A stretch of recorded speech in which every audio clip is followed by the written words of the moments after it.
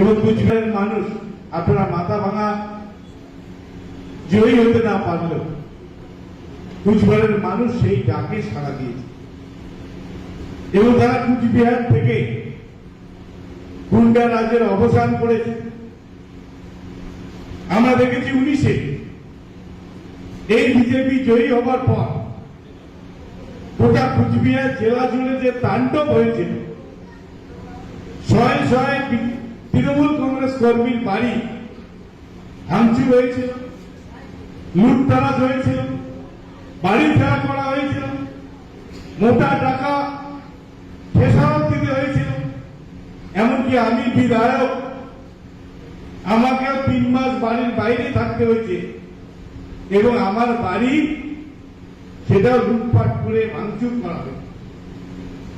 এর বিরুদ্ধে আমাদের স্লোগান ছিল যে গুন্ডা রাজের অবসান, কুচবিহারের মানুষ সেই গুন্ডা রাজের অবসান।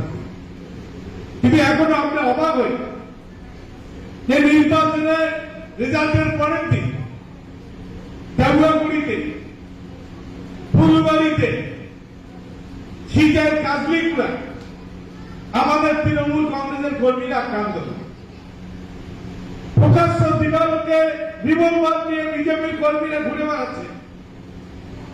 আমাদের ফুলবাড়ি অঞ্চলের কনভেনার তাকে সকালে বাজার করতে গেল, সেখানে মেরে মাথা ফাটিয়ে দেওয়া হল। আমার শীতের কাজলিপুরার পঞ্চায়েতের ছেলে তাকে বটিটা বেঁকি দিয়ে কুপিয়ে তার হাত খন্ড খন্ড করা হল। আজকেও সে শিলিগুড়িতে নার্সিং হোমে, সেখানে এখনো সে মৃত্যুর সঙ্গে পাঞ্জা লড়ছে।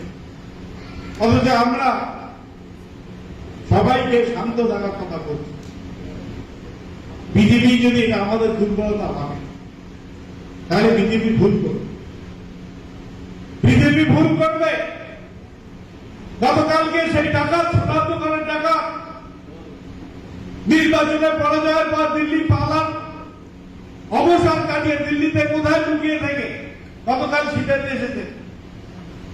সিধাই বিধানসভায় ভেটাগুড়িতে এসেছেন তিনারা, এসে কুচবিহারের সাংবাদিক তিনি বলেছেন যে তৃণমূল কংগ্রেস ইভিএম লুট করেছে, চুরি করেছে।